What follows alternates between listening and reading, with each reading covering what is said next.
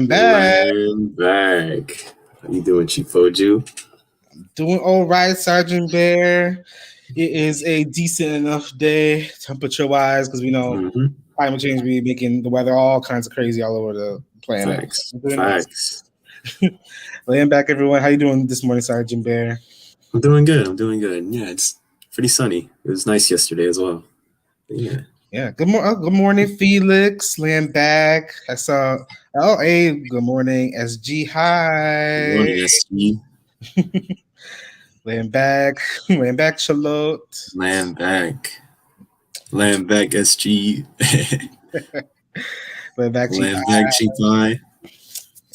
Oh, well, there's some Reparations Corps recruits in there. Land back A. Land back, Chief Petunia. Yes, as you're coming in, making sure you are liking, sharing to your own timeline, to your own feeds, to your own Twitters, and then also commenting. You know, this is the time to really get in there, engaged and up in this live, because that's how people start seeing it. Exactly, right? Engage. I saw Land back Chief Ade, Land back Vibora, Petunia. Oh, love the fit. Love the outfit, yeah. I got this at the maybe how long ago? Probably 5 years ago now. And I haven't broke it out in a while. And it's mad comfortable, y'all. It's mad comfortable. Our people make comfortable clothes, not tight form European skinny jeans. Land back for Chief. Hey, land back for Chief Federico. Oh yeah, land back. Happy birthday. Revolutionary birthday. All these Kansas up in the organization. Yeah. Euro skinny jeans. Yes, those had to be designed by a colonizer, because I don't know why they could be making clothes so tight up in the what region. Land back, Chief Huey. Land back, Chief Huey. Welcome. Hey, land back, camera free. Land back. See you up in the book trap and Hiba. Land back, Hiba. Hey. Oh, welcome everybody again. Don't forget to like, share. How many groups do you think you can share to? How many times can you share this, everybody? I want to give y'all a challenge. Share to each of you. Share to 20 groups, 20 places. All right, share this live right now. Is 20 sound like a decent number, Bear? Yeah. That's a decent number.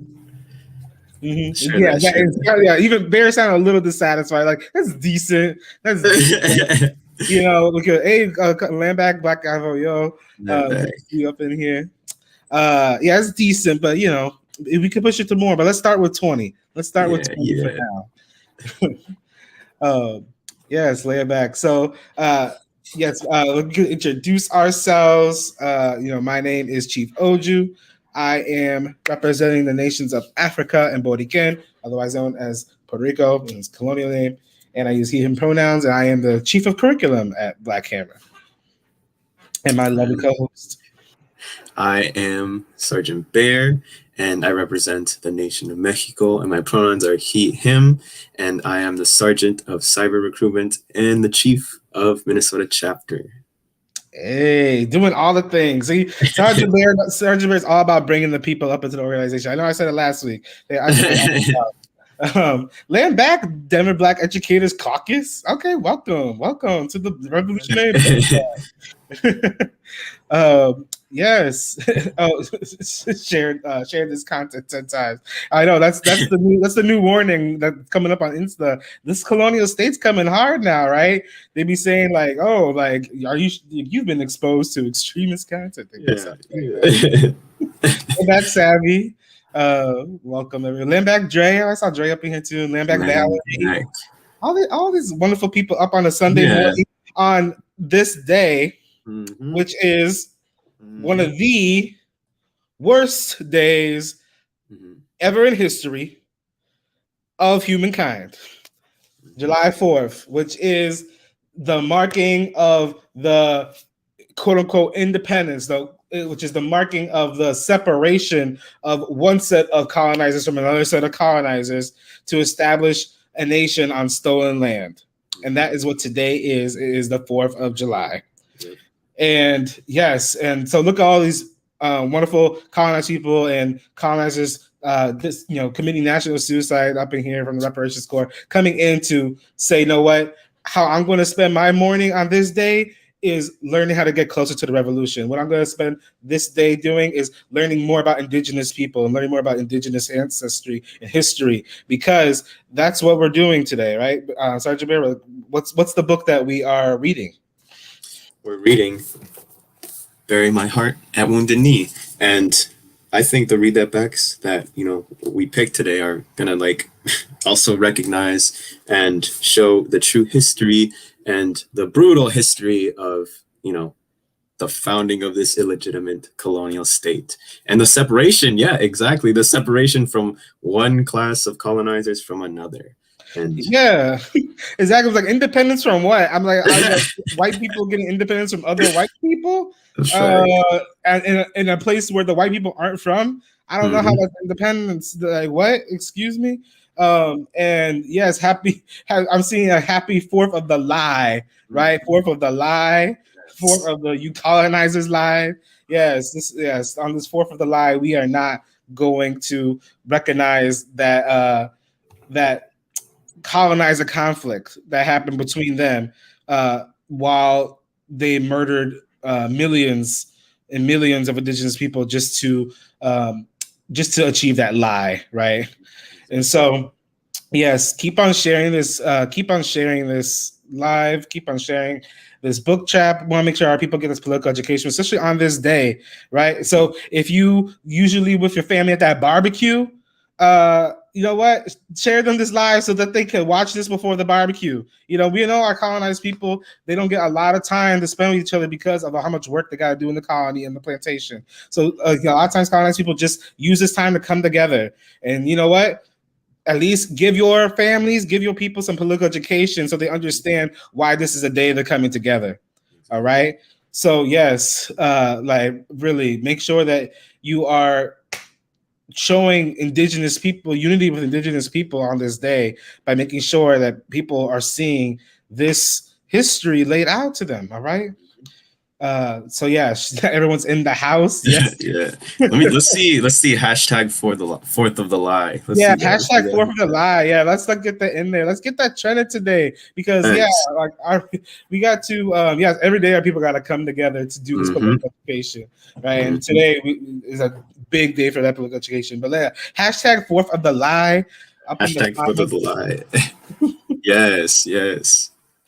Because we don't want this colonizing nation trending for any reason besides its lies. That's the only reason it should be trending, is for its lies and for its deception. Yes. So okay. So, as people are realizing it's the 4th of the lie, we want to make sure that as the colonizer tries to build the propaganda to keep this illegal nation going, we are going to build Hammer City. That's what we're going to do instead, right? We're going to build Hammer City as colonized poor working class people, because we realize that the only way to truly undo and overturn this system of colonialism that has stolen this land, continues to steal this land. It's not a process that's ended. It's a process that still continues. That we need to take care of our people and make sure we have a base of power to do this work, right? And so Hammer City is a place where there's going to be no cops, no rent, no coronavirus, and no white people, right? Yes, that's what Hammer City is going to be. And this is about making sure that this land is under the stewardship of the indigenous people of this land, right? And colonized unity is what's going to make that happen. And so, yes, donate to Hammer City. It's Cash App, Venmo, hashtag Build Hammer City at Build Hammer City, or you can go to buildhammercity.org. Yes, are you excited about Hammer City, Sergeant Bear? I am excited about Hammer City, and I think it's interesting because in the book we see throughout what happens when the indigenous people are moved from the land, and then there's people starving, there's buffalo, there's no game, and And that's just what happens when, the original people from the specific land are moved out, because they take care of it. They take care of it, right? And there's a connection to the land. And when there's no connection or care, then we get things like climate change and like the ocean on fire. But at Hammer City, y'all best believe we're going to be taking care of the land, right? Because it's an extension of ourselves, right? And we got to take care of the land, and we're going to be taking care of the land at Hammer City. But yeah, exactly. Though this land, Chief Ade laid it out so beautifully yesterday in that that discussion on Asian and African solidarity and unity, is that yes, this like the land wants us back too. As much as we are saying land back, the land wants us back there. It's like crying for us. It's asking for us to come and take care of it again. The ocean's on fire. That looks like it's straight out of a CGI movie. When I first saw it, I thought it was a clip from some like disaster film. And then no, it's reality. It's the reality of colonialism, reality of climate change, and everyone is starting to really donate and to let us know that you all want to build this city to make sure that we can overturn these things and make sure that our land gets back to us and that we can get back to that land. Yep. So yes, let's recognize some donations. We had 5 from Ama. Thank you. We had 25 reparations from Reset. 10 from QAnon Smash White Power reparations.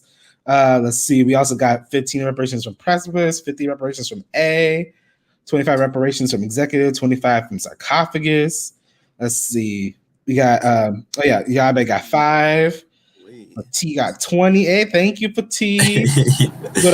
Pledge your team. You can also pledge, y'all. So if you cannot donate today, you can pledge to donate later, and someone from our economic development committee will follow up with you to check in and like say, hey, like, what are you able to do? Maybe they need to make a payment plan to figure out how often you can pay it. Don't worry, economic development office will get you on there. Let's see, we got 40 reparations from Airplane, Land Back, 15 from Chief I, and $10 from Dial. Hey, awesome. What's our goal today, Sergeant Bear? Because people are already on their way there, but what's our goal today? Our goal is $800. $800, y'all. Because you know why? The book trap be pulling it in. Y'all, I guess what gets you all going is them reading. Because see, we some intellectual hammers, right? We clearly it's the reading, it's the history that gets us going, it gets us revved up to like really overturn this. Like it's when we see this history that we're ready to fight, because we're seeing what our people go through, we're seeing what we go through, and we're like, I gotta overturn this right now. Dre got $4, Land Back. Exactly what Chief Scene said, we gotta recognize this is a genocidal holiday. We gotta, Reverend Corps, show up, yo. Yes, if there's any day for reparations, it is the 4th of July. If there's any day for reparations, it is the 4th of July, because this is the day that Indigenous people have to literally sit and see just how much people are willing to celebrate their own death and celebrate their own genocide. Like that's what Indigenous people have to go through today. That's what we have to go through today as Indigenous people. Mm-hmm. And so you have to show out for that. You have to show out for the people who are trying to resist every day to make sure that they have clean water on their own land, that they can drive around on their own land. And yes, I got emotional for a second. I turned inward. No. Yeah, because it's just that's what this day is. It's just another day, just like the genocidal holiday Thanksgiving. It's just another day for Indigenous people to see how much of their lives and land are in their hands and are under their own control. Exactly. And that's what Hammer City is about, right? That's what Black Hammer is about. We're getting our land back and getting our power back. We're getting it back under our control, under our own dictatorship. Not because it's what we deserve, because that's what history dictates. That's what the earth dictates. Yes. They're going to be out here getting those reparations all day, as they should be. as they should be. And I'm gonna highlight. Let's see. Oh, if you will colonize, get excited about paying reparations before you go to your cookout. Yeah, exactly. Like going to all these barbecues and for what? And for what? And for what? I want to highlight Sante's comment real quick as well. Colonizers owe everything to us as colonized people. Ain't no option for you to skimp out on giving back to the people you stole from. Nah, there's no literally. Yeah, literally. Woo, all right. So let's begin getting into this book by getting into our book trap trivia. Book trap trivia. Sergeant Bear, I want you to read the question. All right. What was the family name of the half-indigenous brothers who were renounced their white blood after Sand Creek? A. Bent Brothers, B. Porter Brothers, C. Hill Brothers, or D. the Cole Brothers? Right? So, why are you laughing, Sergeant Bear? Because the names are funny. The Cole Brothers. Right? It's just crazy that like all these names that they had to put on us after they colonized us, right? You know, that's the thing about having colonizer blood in you, end up with colonizer names. Goodness gracious.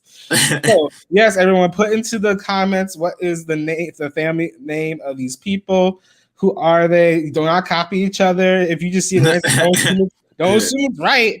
It's happened before. Sometimes someone's led someone down the wrong path and everyone had to pay up. So who is it? Let's see, y'all done the reading. And it looks like a lot of people have done the reading. Okay. I win. Let's see. No copying. No copying. Yeah. There's a lot of A's here. There's so much confidence in that A. Yeah, that A. Stop looking over your comrade's shoulder. Read the book. Yeah. Virtually looking over everyone's shoulders, y'all.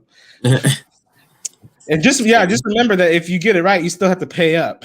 Yep, exactly. If everyone gets it right, then everyone has to pay up. All right. Let's see. What is the right answer? The right answer is the Bent Brothers. It is A. Yes, good on y'all. It's the Benton brothers, y'all. Yes, since you did your reading, it looks like, which I am very, very glad that you did. If you did your reading, yes, you would see that it was the three Benton brothers who were half indigenous, who, yes, after the Sand Creek massacre, said, "F the colonizer blood in me. I don't unite with that. Like, I'm indigenous. I'm indigenous," is what they said. So yeah, everyone got it right. And Chief Maya's like, I win. I saw that. But if you ain't answer or you didn't get it right, $10. Yeah, let's say you're, I don't know, because you didn't do the reading or you just didn't know. Like, let's see some donation, $10, right? And let's keep sharing too. Let's keep sharing. It's already been like 20 minutes. Come on now. We can do another 20 shares. Yes, we definitely need more shares in this. Share on YouTube, share on Facebook, share on Twitter, right? Get that link out there. Let people know about the 4th of July. Let's get that trend. So people are gonna be waking up like, I gotta like the barbecue. 4th of July, that's gonna be the first thing they see on their phone. So let's keep on sharing. Keep on sharing, y'all. 4th of July, yes. I love that. So let's start getting into our read that backs. And as we're getting our read that backs ready, make sure that you get your read that backs ready. You don't have to drop them in the comments yet, just because sometimes when a lot of people put a lot of read that backs, we get so many read that backs at once that sometimes we aren't able to share them with y'all because there's just too many. It's flooded. It's flooded and it disappears. And so just make sure you get your read that backs ready to put into the comments and soon. All right. But let's get into our read that backs. Yes. So our first read that back is from you, Sergeant Bear, right? Mm-hmm. Yes. And I picked this read that back, Oju, because I think it demonstrates some interesting, brutal things. But yes, I'm gonna go ahead and start reading. And it goes, I saw the American flag waving and heard Black Kettle tell the Indians to stand around the flag, and they were huddled men, women, and children. This was when we were within 50 yards of the Indians. I also saw a white flag raised. These flags were in, and just, oh, I'm self-critical, just for some, just a preface. So Black Kettle was given the American flag to wave, and it's sort of like, protection, right? So if they had that posted up, they're not going to get messed with, or that's what they were promised, right? And so as we're reading, they saw the flag, right? But I'm gonna go ahead and keep going. This was when we were within 50 yards of the Indians. I also saw a white flag raised. These flags were in so conspicuous a position that they must have been seen. When the troops fired, the Indians ran, some of the men into their lodges, probably to get their arms. I think there were 600 Indians in all. I think there were 35 braves and some old men, about 60 in all. The rest of them, the rest of the men were away from camp hunting. After the firing, the warriors put the squaws and children together. And squaws refer to indigenous women, and surrounded them to protect them. I saw 5 squaws under a blanket for shelter. When the troops came up to them, they ran out and showed their persons to let the soldiers know they were squaws and begged for mercy. But the soldiers shot them all. I saw one squaw lying on the bank whose leg had been broken by a shell. A soldier came up to her with a drawn saber. She raised her arm to protect herself when he struck, breaking her arm. She rolled over and raised her other arm when he struck, breaking it, and then left her without killing her. There seemed to be indiscriminate slaughter of men, women, and children. There were some 30 or 40 squaws collected in a hole for protection. They sent out a little girl about 6 years old with a white flag on a stick. She had not proceeded but a few steps when she was shot and killed. All the squaws in that hole were afterwards killed, and 4 or 5 bucks outside. The squaws offered no resistance. Every one I saw dead was scalped. I saw one squaw cut open with an unborn child, as I thought, lying by her side. Captain Soule afterwards told me that such was the fact. I saw the body of white antelope with private parts cut off, and I heard a soldier saying he was going to make a tobacco pouch out of them. I saw one squaw whose had been cut out, and I saw a little girl about 5 years of age who had been hid in the sand. 2 soldiers discovered her, drew their pistols out, and shot her, and then pulled her out of the sand by the arm. I saw quite a number of infants in arms killed with their mothers. In a public speech made in Denver not long before the massacre, Colonel Shivington advocated the killing and scalping of all Indians, even infants. Nits make lice, he declared. Robert Bent's description of the soldiers' atrocities was corroborated by Lieutenant James Connor. In going over the battleground the next day, I did not see a body of a man, woman, or child, but was scalped. And in many instances, their bodies were mutilated in the most horrible manner. I just stopped it there because it just keeps going on and on and on. But yeah, I picked this, read that back, because it recognizes and it sort of probes the truth, and it shows what happened, and how, what really led to the 4th of July, and this is the history of, colonizers. And it also is an example of the lack of humanity, and what happened through the process of colonization, right? Through that process, colonizers lose their humanity, right? And in this moment, not just this specific moment, but we see this not only here on Turtle Island, but Africa, Asia, Pachamama, everywhere. Like, we see things like this is such a common thing, right? And it shows a lack of humanity, right? And it's disgusting, and it's savage, and it's brutal, and it's really disgusting, and it's terrible. So that's why I picked it, Chief Oju. What are your thoughts on it? Yeah, actually, I was going to say exactly what Steve's saying. Like, this is what all of these colonial nations are founded on. Every single nation that has been founded by colonizers on stolen land has only been founded through such violence. There's no way that a nation could be formed by colonizers without this kind of violence. Look, this. And of course, this is brutal. Of course, this is disgusting. This is and of course, this is hard. It's hard to hear because it's something that we also know. But it's important to highlight that, especially for a day like today, because people are going to celebrate today without even thinking about what this nation was founded on. And they have the propaganda out. They have us trying to convince us that that somehow this nation is stronger than ever. And what does this nation's strength mean? It doesn't mean that people are actually united in humanity. No, what it means to have a strong America, to have a strong United Snakes, that means that you have a United Snakes that is as most violent, as most brutal. That's the only way it can be strong. And that's how they measure themselves. That's how they measure their strength. That's how they measure their humanity, however they see that humanity. It was hard. It was hard for me to read this too. And the thing is, what it also showed me is that it reminded me, for instance, of what the French did in Vietnam, what the white Americans did, up in Vietnam as well. It's just that it repeats itself all over the time, right? All over time, it will repeat itself. And what we have to repeat, what we have to do over and over again are those modes of resistance. Is that mode of fighting back, which is the next read that back from us is going to highlight that, right? We don't just Black Hammer, we don't just show you the bad without showing you the resistance, right? So our next read back is going to do that.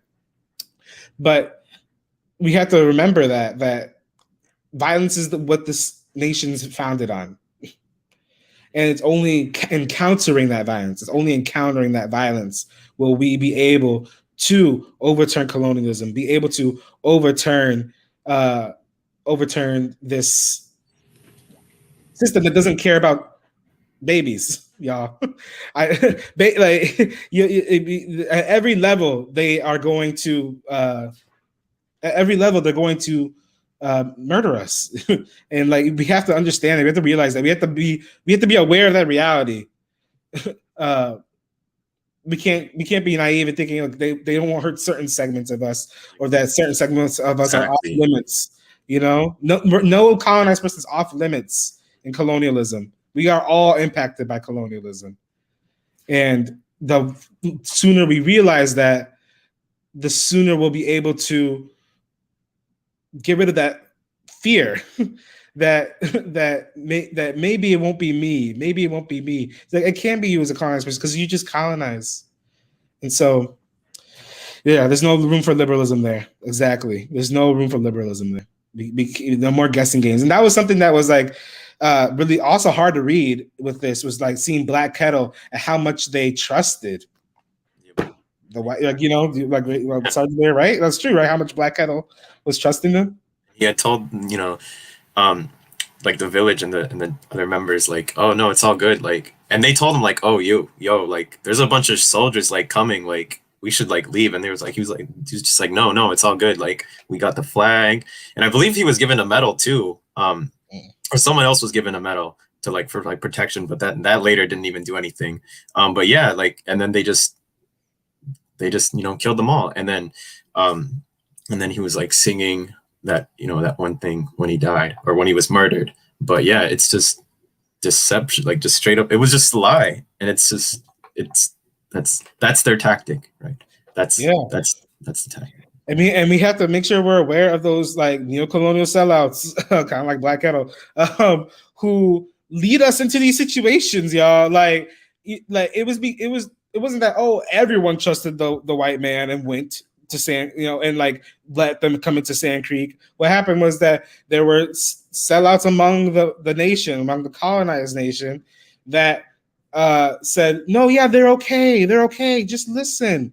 We have to be aware of those, y'all. We cannot let them lead us to our death. They are clearly not just naive enough, but see somehow an interest. They somehow see that their interests might align with the interests of that colonizer somehow. They see that somehow. And we have to be aware of those people in our communities, because we cannot let them lead us to these massacres. We cannot. And those medals, those papers, those trees, they're all just symbols. They're all just symbols that the colonizer comes up with that they can walk back on. It doesn't do anything material exactly. There's just ideas. Whew, yeah. Yeah. And land back at Sergeant Bear, is there like also like I think something that I noticed too is how in the Sand Creek especially you see how many warriors were born out of this massacre, right? Exactly. So many people came out of Sand Creek ready to unite with each other and fight the colonizer. They realized that there was no other direction, no other way to go, and that's one thing that I wish our colonies people didn't have to go through. I wish our colonies people didn't have to go through such violence to unite with their own leadership, and that's why it's the responsibility of us hammers, of us to have our people realize their own leadership, so they don't have to go through more trauma and more violence to realize that it's them who needs to take the action. It's our responsibility to let them know that before they have to go through more. And the more people we can let people know, the more people we can let know that they are the leadership, the more we let colonized poor working class people know that they're the leadership, the sooner we'll be able to plan and organize before further violence happens. This is the reason for that. Like, let us not be warriors only born out of violence. Let us be warriors born out of political education. Let us be warriors born out of service to the people. Let us be warriors born out of love and life. Let that define what becomes a warrior.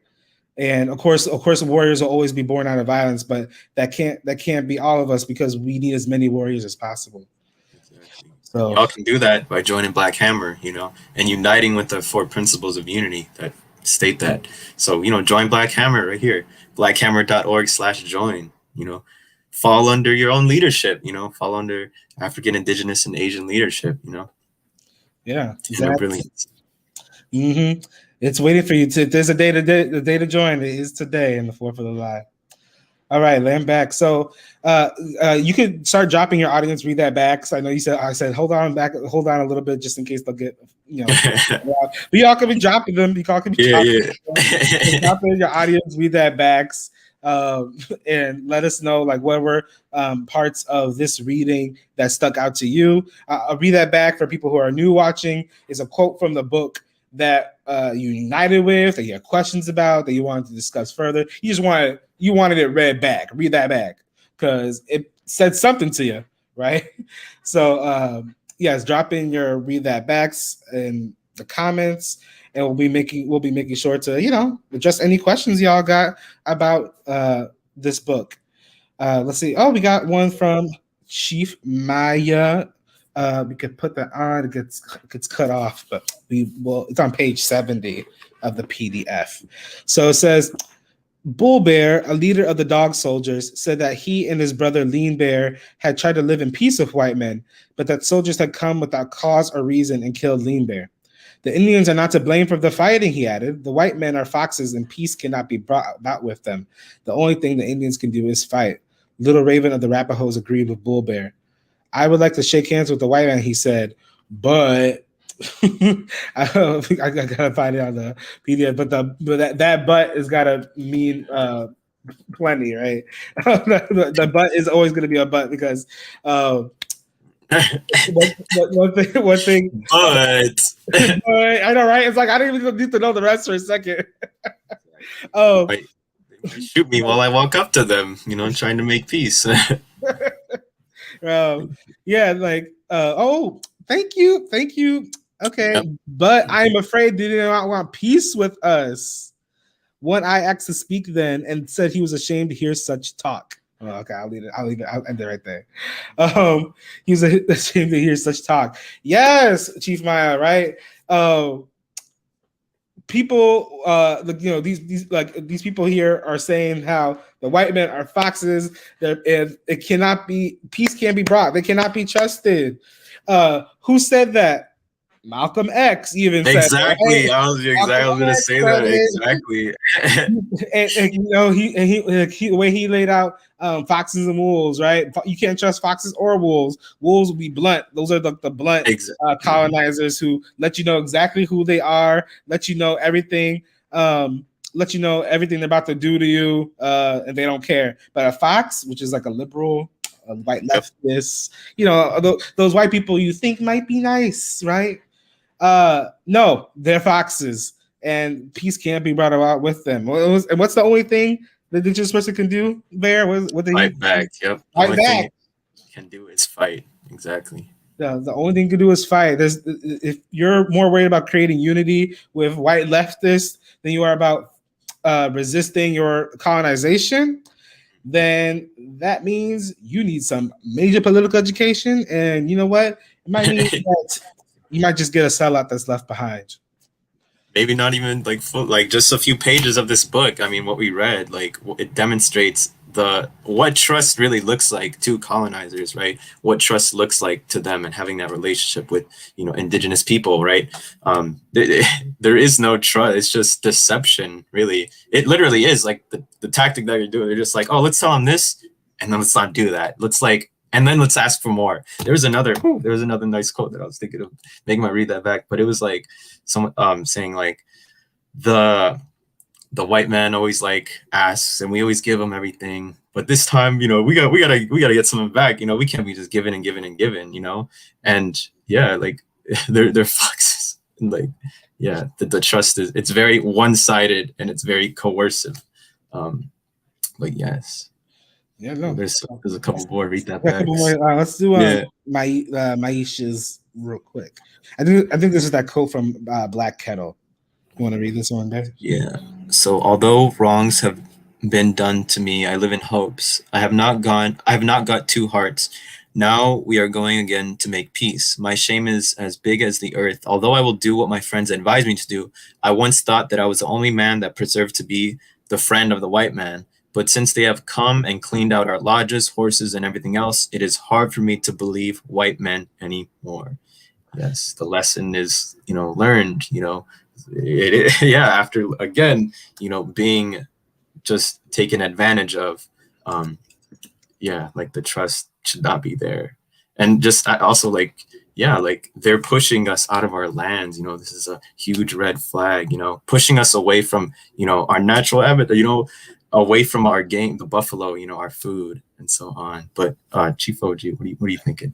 Yeah, no, that realization again that the colonizer isn't there for your material interests. Like no colonizer, no matter what type of colonizer they are, they're not there for your material interests. They're there for their own material interests.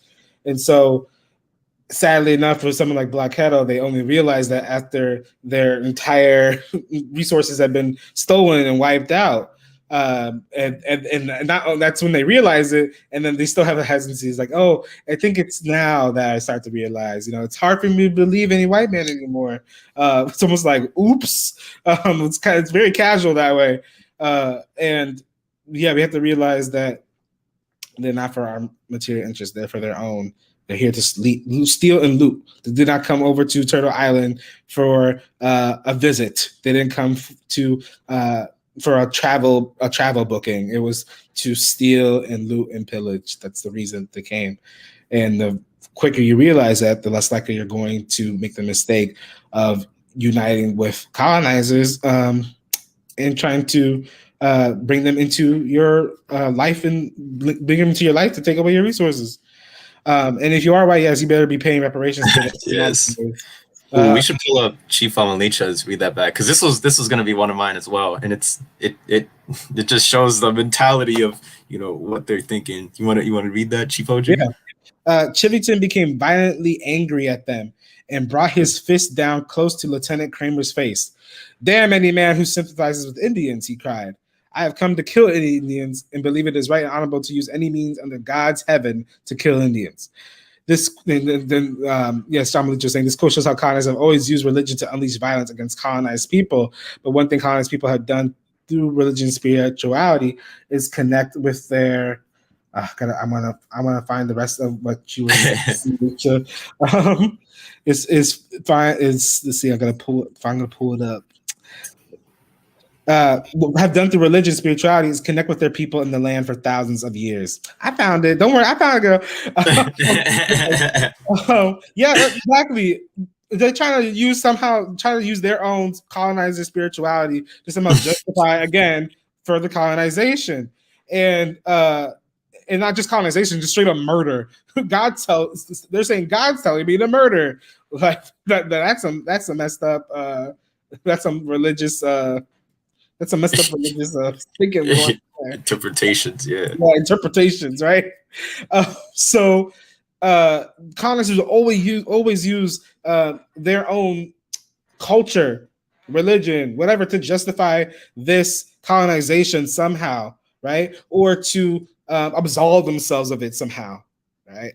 But we have to realize that anyone from Europe is a colonizer, and that anyone from Europe is going to use that status of being a European to steal resources. And that as time goes on, maybe who's considered a colonizer broadens, right? But it doesn't change that colonizers still steal, and still loot and still murder and still pillage. Yes, yeah, no, that is a good one. What do you want to say, Sergeant Bear, about that one, since you were going to use it too? Yeah, like it's just used to like further their propaganda, to really strengthen that and put that into the mentality of people. And yeah, like feudalism stemmed from that, like this idea that the king was divine and that they had the right to, have all the bread and all the land and things like that, right? And then later, the product of that was like capitalism, and we still see that today with people idealizing, like Elon Musk or like people like that, or that are like, oh, like they're just so brilliant and like they're gifted and things like that, when in reality it is the material conditions that shape the people, right? It is the material conditions that shape our ideas and so on, the environments that we are in. And as we know, Elon Musk comes from South Africa, and like where the history regarding that. So like it's very clear that that it's just pushed to like it's just a product of that idea of like like relationship with God and like being special, like an individual, right? Rather than recognizing the relationship and the material conditions. But yes, that's what I wanted to say about that. Yeah, no, yeah, full you with that, Sergeant Bear. Elongated muskrat. All right, we're gonna move to our next read that back, which is kind of a way to lift us out of the violence that we saw in that first read that back, everybody. So this one's on page 92 of the book, and I believe on the PDF it's let's see, on the PDF this one is going to be on page 81 and 82. So it reads, it was now January, the moon of strong cold, when Plains Indians traditionally kept fires blazing in their lodges, told stories through the long evenings, and slept late in the mornings. But this was a bad time, and as news of the Sand Creek massacre spread across the plains, the Cheyennes, Arapahoes, and Sioux sent runners back and forth with messages calling for a war of revenge against the murdering white men. By the time Yellow Woman and the young Bent brothers reached their relatives on the Republican River, the Cheyennes were supported by thousands of sympathetic allies: Spotted Tails, Brule Sioux, Pawnee Killers, Oglala Sioux, and large bands of northern Arapahoes, Cheyenne Dog Soldiers, now led by Tall Bull, who had refused to go to Sand Creek, were there, and also Roman Nose and his following of young warriors. While the Cheyennes mourned their dead, the leaders of the tribes smoked war pipes and planned their strategy. In a few hours of madness at Sand Creek, Chivington and his soldiers destroyed the lives or the power of every Cheyenne and Arapaho chief who had held out for peace with the white men. After the flight of the survivors, the Indians rejected Black Kettle and Left Hand and turned to their war leaders to save them from extermination. And that picture was a picture of George Bent, one of the half of the brothers, and his wife Magpie. The English translated names are something else. Yes, I chose to read that back because you see how once they went through this massive mass murder, mass trauma, mass violence, that's when they realized we have to unite with our own colonized leadership. They're like, okay, we reject you, Black Kettle. We reject you, Left Hand. You led us to the white man. You led us toward the white man, and that led us to our death. That led us to our massacre. And afterwards, you saw that unity of all those different nations within Turtle Island coming together. And this is all happening in the area that's now Colorado, y'all, just as a context. And these meetings are happening in Denver, just to get some context of where everything's happening. That all these colonized people coming together and saying, you know what, we have to realize our own leadership, because it's only our own leadership that's going to save us from extermination. That's what this Read That Back literally says. It says, we reject you, neocolonial sellouts. We want our true leaders to tell us, what do we have to do in order to stop being killed?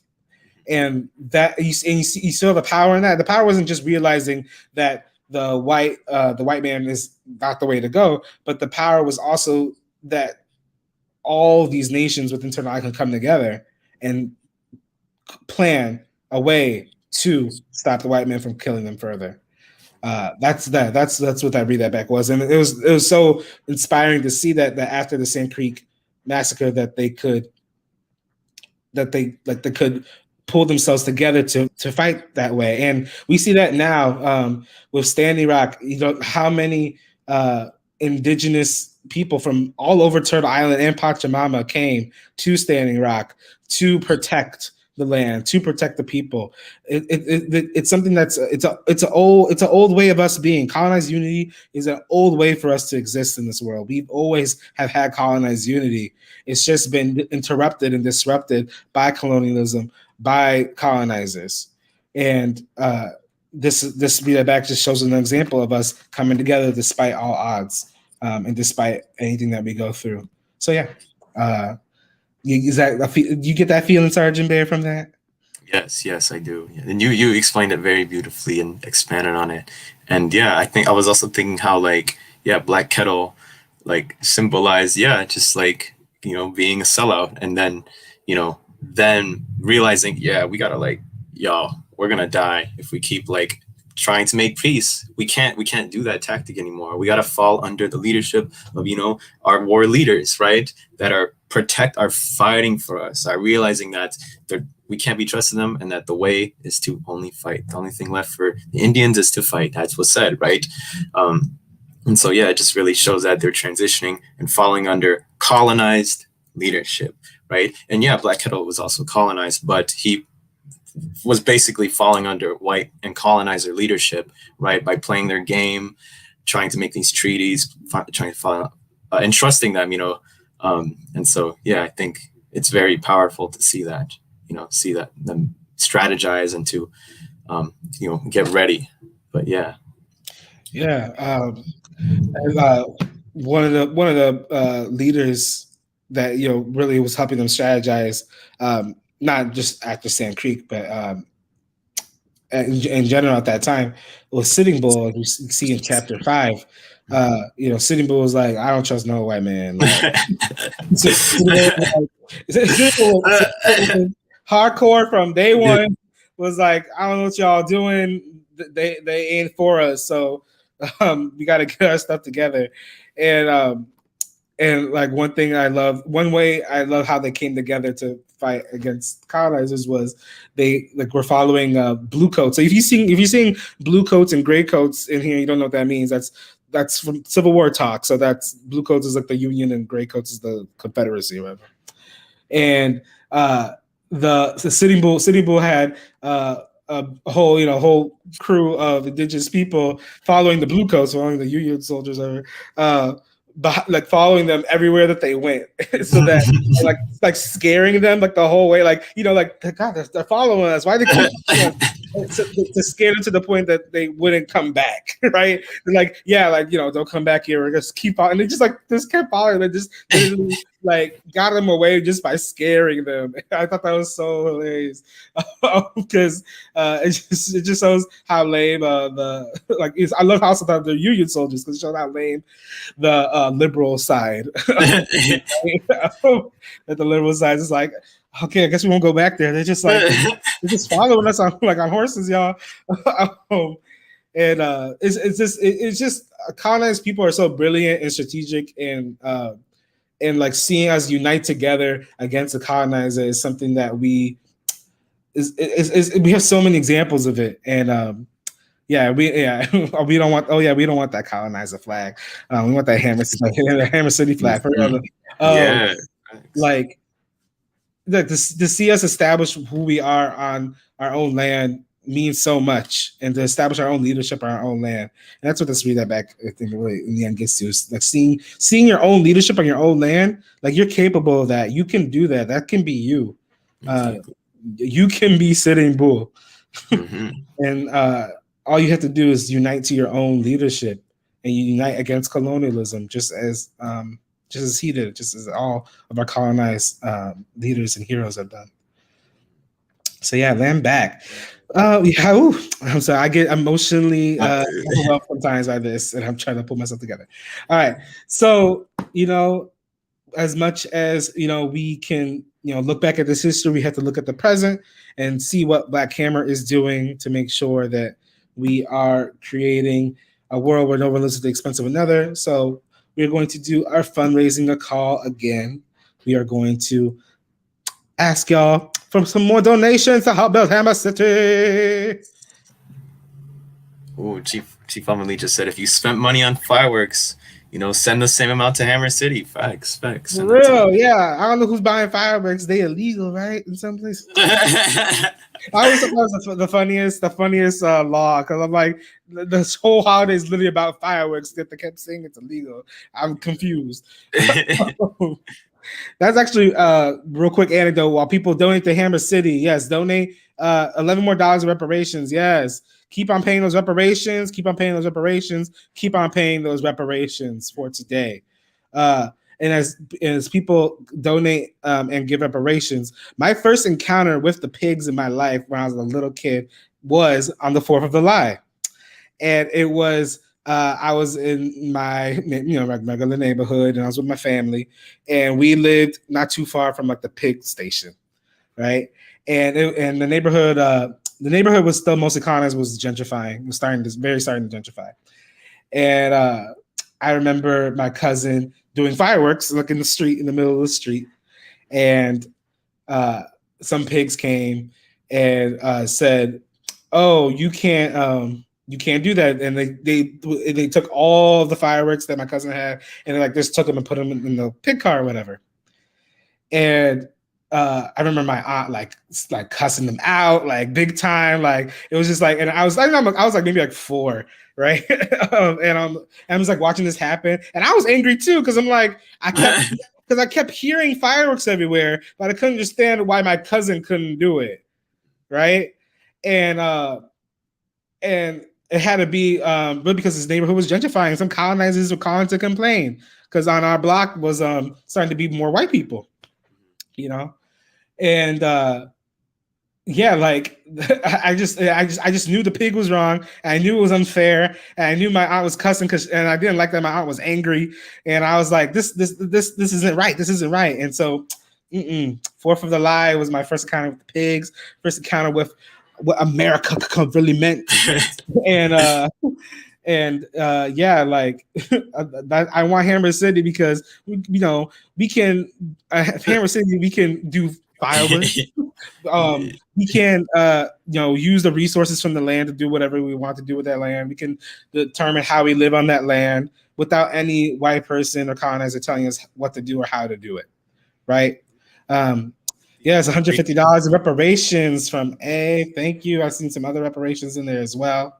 25 from Airplane, 10 from Precipice, 25 from Executive, 25 more from Reset. Land back. So Yeah, let us know. Let us know in the comments, like how is the 4th of July? Let you know what America's really about. And when you do that, drop in what your donation is at the same time. Like we said, our goal is $800 for this fundraising today. We want to break it. Like we made $1,000 last week, y'all. Yeah. We made $1,000 last week.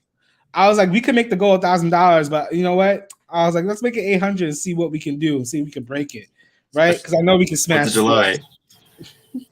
Yeah, who's gonna match reset? Or no, I'm sorry. Who's gonna match recruit A with that 150 though?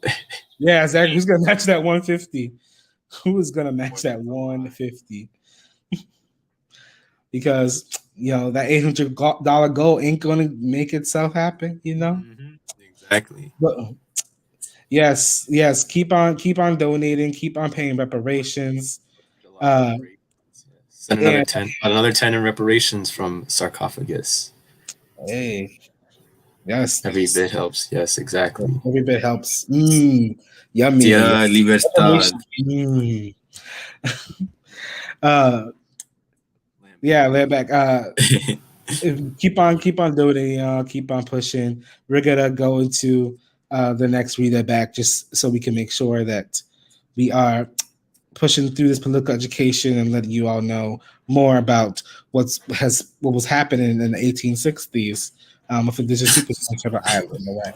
That's a funny comment. White nationalists buying Chinese-made fireworks. Oh yeah, and you know what? Something about fireworks, real quick. You know, like the technology around like gunpowder and fireworks only resulted in China creating these artistic displays. And what did the colonizer do? The colonizer used that technology to create guns to shoot and kill people. Like, come on, the colonizer has to come back to humanity. Come back to humanity. Look how you use the ideas and brilliance and resources to colonize people just to create the most violent things.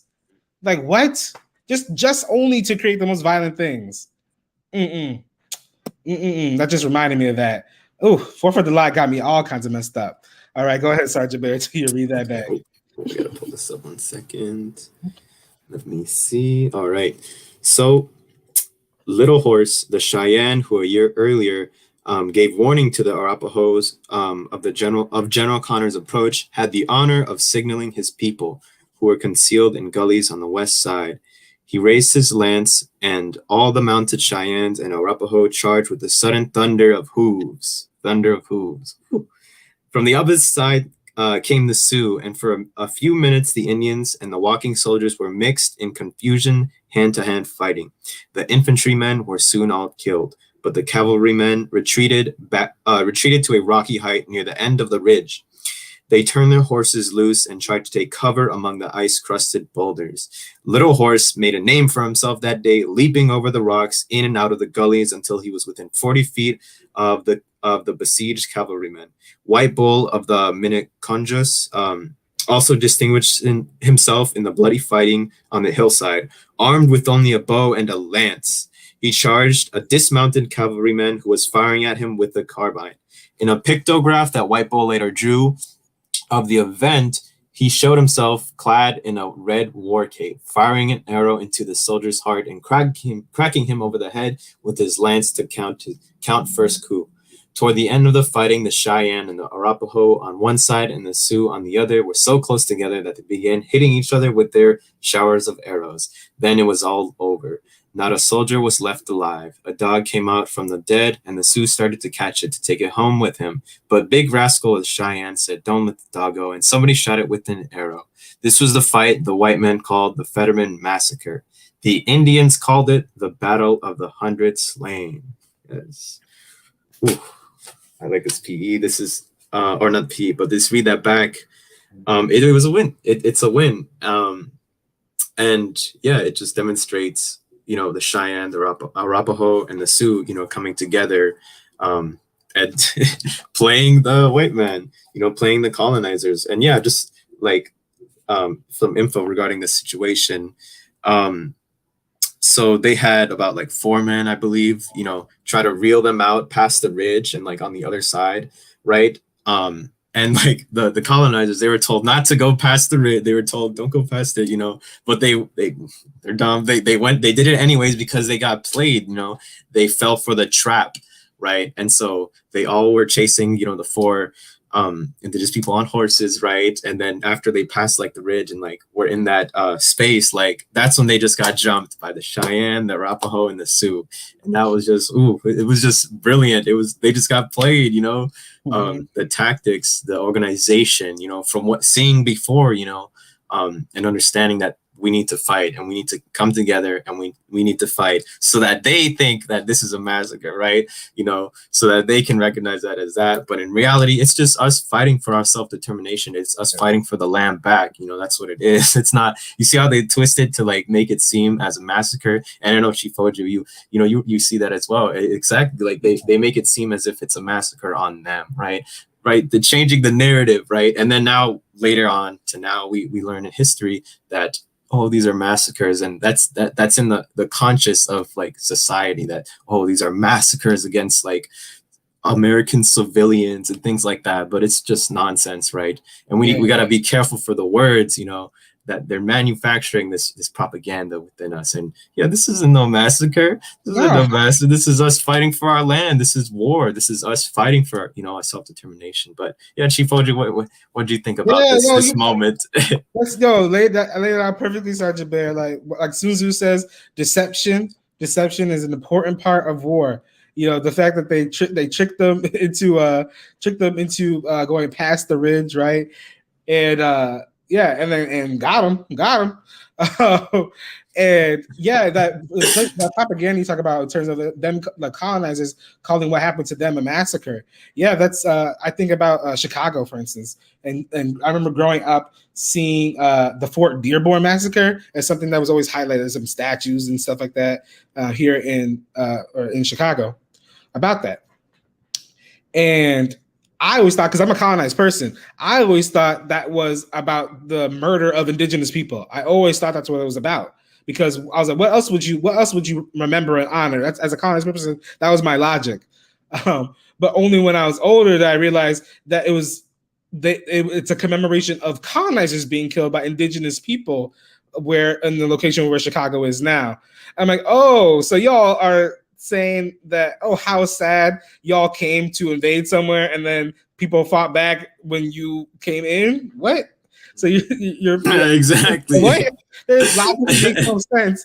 It's like if you taking something from someone and then honoring the fact that they got you because you were trying to steal from them. What?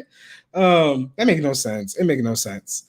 And you see how that propaganda is so strong that they'll take that resistance and call it a massacre. They'll call it a Memorial Day. They'll call it so many things in order to center the colonizer as the victim of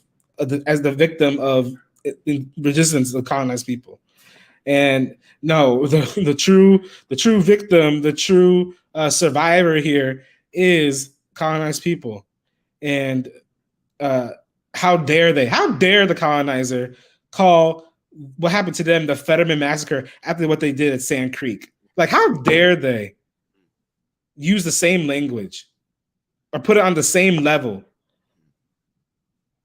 That's probably the most disgusting part of all of it, that they somehow equate themselves to colonize people in any way, and then in that way. How dare they? And we have to fight back against that. We have to fight against that. Because we have to fight this war of ideas that somehow the colonizer, no matter who they are, has to have this level of sympathy. Why do we have to have sympathy for our oppressor? Why do we have to have sympathy for our murderer? There's no rule that we have to. There's no rule that you have to be sympathetic to your murderer. There's no rule on that. So fight against that propaganda. Fight back against that war of ideas, that you have to somehow honor and respect the colonizer. There's no rule about it. Land back. Yeah, this was a great read that back, Sergeant Bear, because it shows not only a win, but shows just how when the colonizer loses, how much they'll twist it to make themselves look like the victim. Exactly. Yes, Africa. Yeah, sympathy for the devil. No sympathy for the devil. Yeah, no sympathy for the devil. Yeah, exactly, Africa. Yes, land back, and so keep again. We'll keep on going with these read that backs, but keep donating, y'all. Yes, keep donating. Yes. And paying reparations. We want to break that $800 goal. You could get, if you are able to give $5, $10, whatever you can today. All right, because this is the day that we want to make that happen. This is the day we want to show how colonized unity can break through their propaganda, can break through their lies, can break through all of their BS in order to achieve something. So let's show them what we can achieve. All right, y'all. Keep those donations and reparations coming in. Yes, keep them coming. Yeah, in the meantime, we will let's see. We could do one audience read that back. Let's see what we got up in the comments. Can we do let's see. Let's do Rohan's right here on page 71. So it's from a little bit earlier in the book, but we could still look at it. Black Kettle, who had been listening silently through the proceedings, immovable with a slight smile upon his face, according to Wynkoop, arose and said he was glad to hear tall Chief Wynkoop speak. There are bad white men and bad Indians, he said. The bad men on both sides brought about this trouble. Some of my young men joined in with them. I am opposed to fighting and have done everything in my power to prevent it. I believe the blame rests with the rest of the white men. I don't even need the rest because I got the rest. Oh my God! Doesn't that sound like the president, y'all? Who don't you know? There's people up in your fears. There's bad people on both sides. It's about what people do. It's bad apples who spoil the bunch. All those. Oh my God! Look at that's from the 1800s, y'all. Which is not that long ago. That's from the 1800s. Y'all hearing the same thing in your family dinners today because colonialism still exists. You ain't gonna stop hearing that until colonialism ends, because people want to again have sympathy for the colonizer, has sympathy for the enemy. They're like, oh, not all of them are bad, or not all of them owe something, or not all of them. Once you start doing that, it sounds like Dementia Joe, right? Sounds like Trump. So all of them. It's the same narrative that. To convince us that the colonizer has some kind of salvation, that we can afford it so that we don't fight back against it. It's just a form of pacifying us yet again. Shukshi gave $10. Thank you, Shukshi. And yes, yeah, right? Isn't that right, Sergeant Bear? Isn't that right? Exactly. And it's also like when people like follow that like narrative, they don't see like us or you as like a colonized person. They just kind of like see you as an individual, and like they don't see like the history behind and the trauma and like everything, right? Not only just as a colonized person, but like what colonizers have as well, and that they don't like recognize it, or like the whole everything that encompasses being oppressed and being a colonizer, being colonized, and so on. And like when you take that into account, it's like no, like you can't, or it wouldn't naturally follow like you reckon, oh, like there's good and bad on no, you're just colonized and you're a colonizer, and you follow the behavior and the trauma from either, or not either, but like as being a colonized person. And like when you take that into account, like you can't like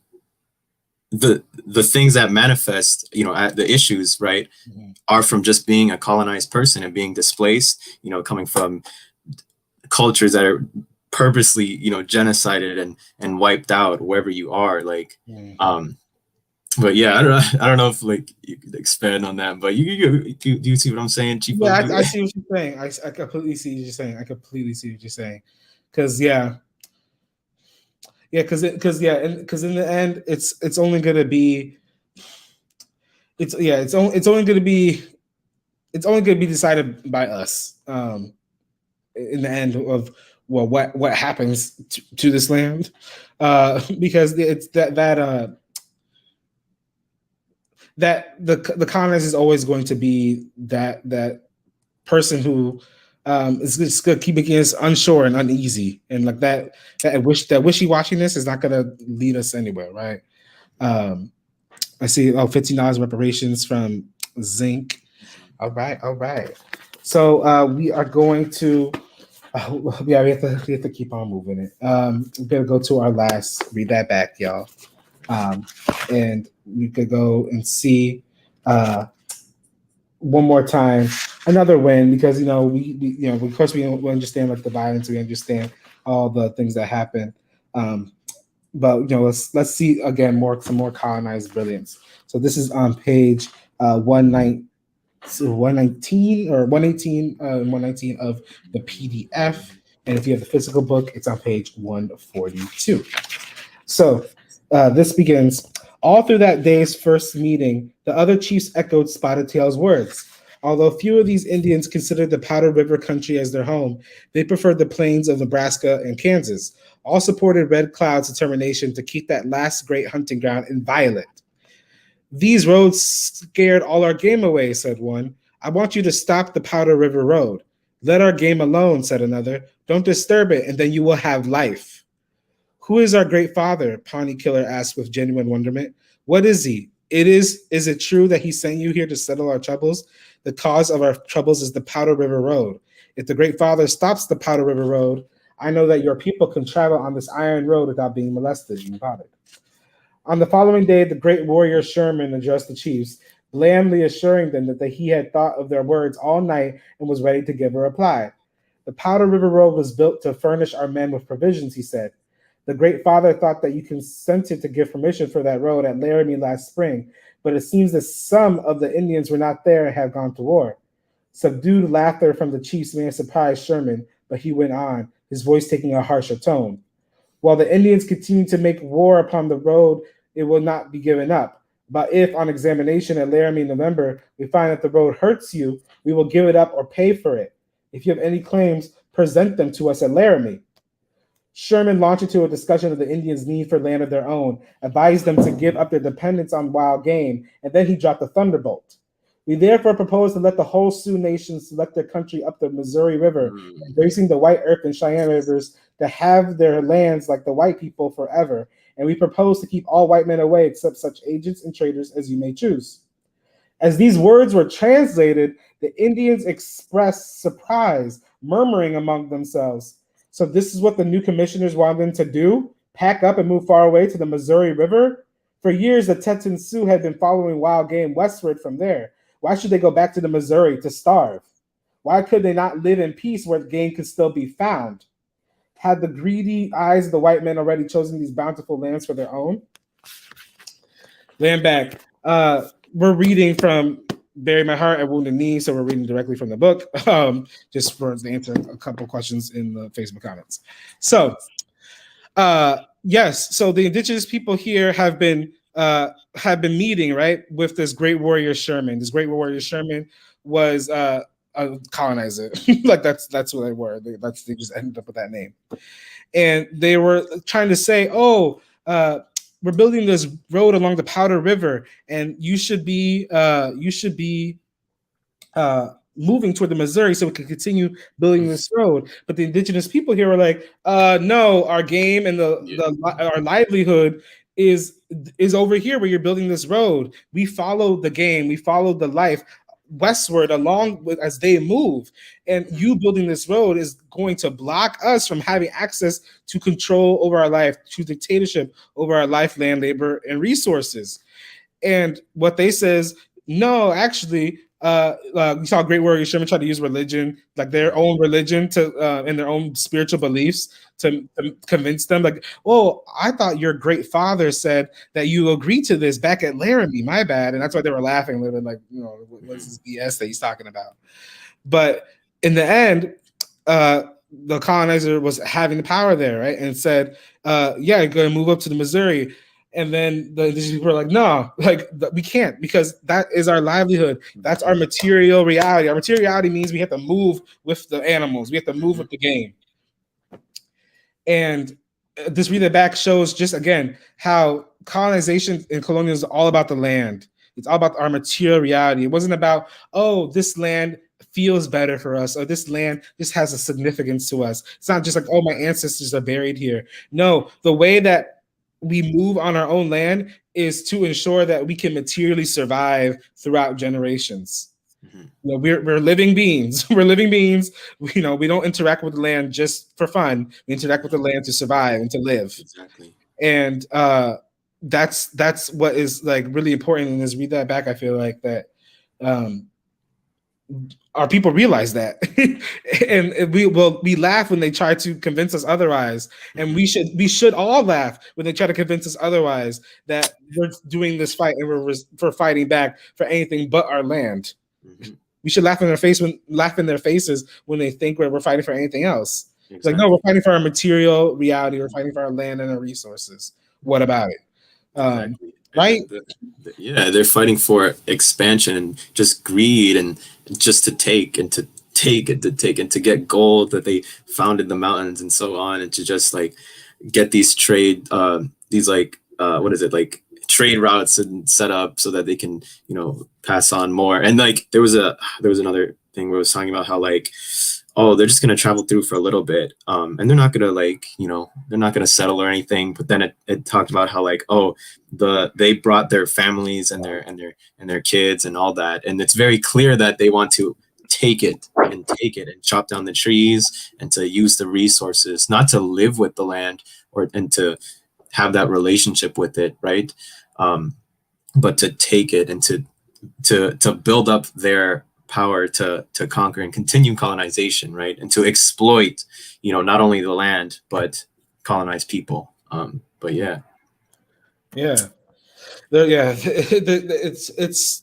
they know it's about the land, or else they wouldn't be building the road, right? They even said, like Sherman said, we're building this road because it provides our people with provisions.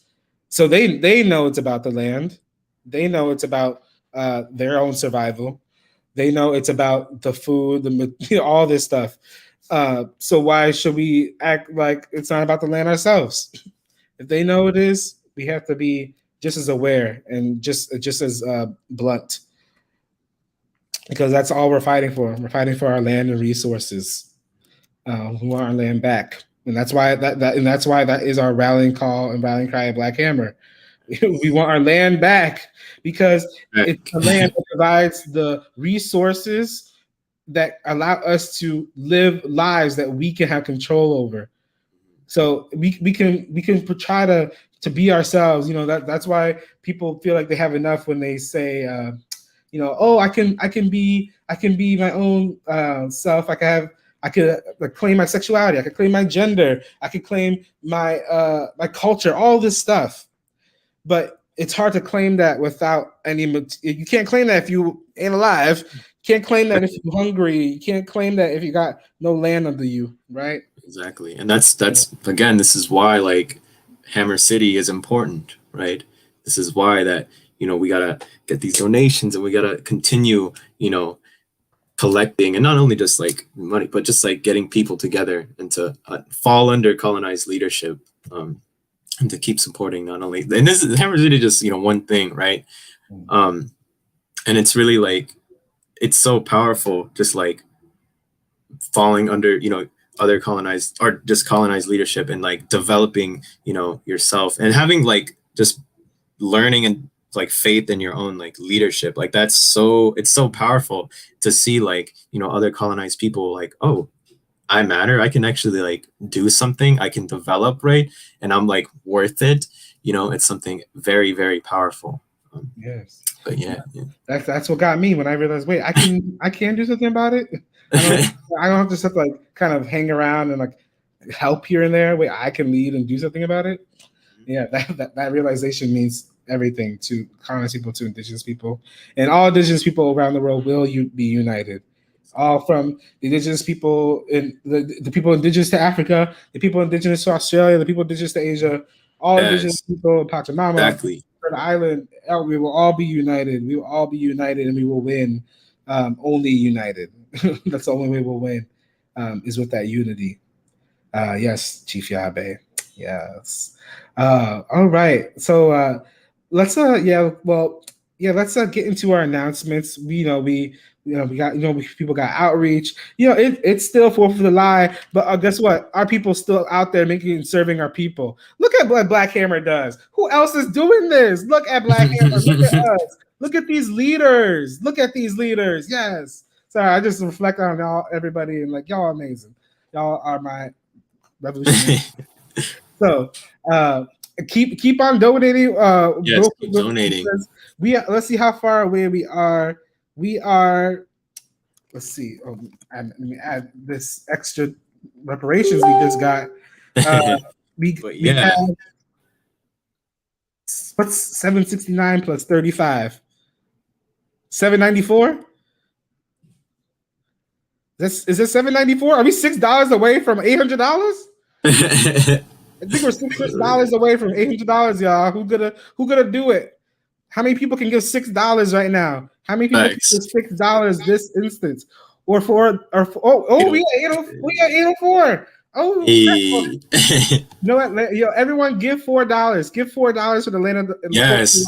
If you ain't donated yet, $4 for 4th of July. Put that in the comments. But go ahead, Sergeant Bear. 4 for 4. Yeah, 4 but yeah. So our Tuesday rally and our theme is gonna be Land Back. All right, y'all. Come us July 6th, 7 p.m. EST. Come through 4 for 4. For the 4th of July. Or I don't know reading that. But yeah, y'all, come on now. Come through to our rally. Theme is Land Back. Yes. Yeah, we're bringing it back to the roots, y'all. The theme is land. Swear. Reminding us about who we are. All right, and then our next announcement is we are going to have hard targets again every Friday. It's with BHT Baddies, the Black Hammer Times.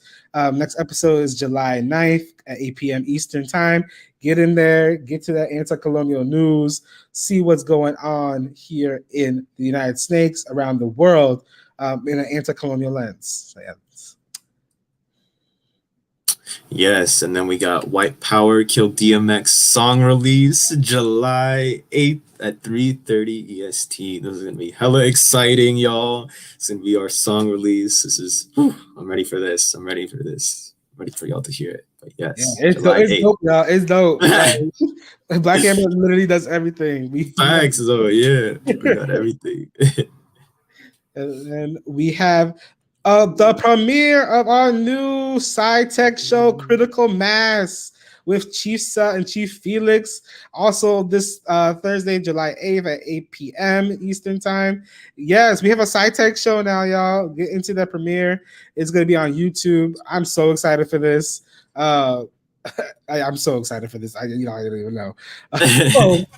We're gonna have our own, like colonized scientists, like breaking it down. Yeah.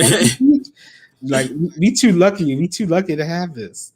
All right, and then Reparations Corps, a political education boot camp for colonizers every Wednesday at 2 p.m. at blackhammer.org/reparations. Y'all can come on, fall under colonized leadership, pay up, donate these not donate, reparate, give these reparations up. But yes, every Wednesday. And then save the date, Forging the Hammer. The next Forging the Hammer again happens the last Sunday of every month. So you can mark your calendars from now until forever. But yeah, save the date. The next Forging the Hammer is Sunday, July 25th at 3 p.m. Eastern Time. Mark it down so that you don't forget. Make sure that you're not, scheduling other things. And join Curriculum. Curriculum department is the department who puts on the Revolutionary Book Chap, who does a lot of the political education for the organization. If you are a teacher, parent, youth worker, a family member, someone who just wants to see the political development of your family, of your children, join us and help us build the Freedom School, help us build our political education network, help us pull up our comrades through education, and email bhcurriculum@protonmail.com. All right, and I believe that's it. All right. Well, again, remember, y'all, it's the 4th of July. You need to go out there, do your outreach. Remember the read that back. So we did. Remember, have that in your mind. When you're at outreach or whatever, if you're someone watching this, just have that in your mind. Recognize that, as you hear the fireworks and so on, see the barbecues and all that. But yeah, just keep that in mind. Yeah. All right, y'all. Well, and the next chapters we're going to be reading are going to be chapters 7 through 9. And we're going to continue reading this.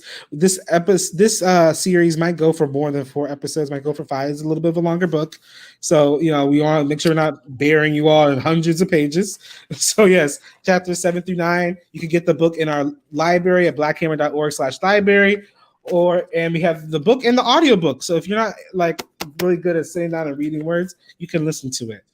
Because we know people learn in lots of different ways, and we're about that accessibility here at Black Hammer. So land back, read 7 through 9, and we will see you next week with those read that back.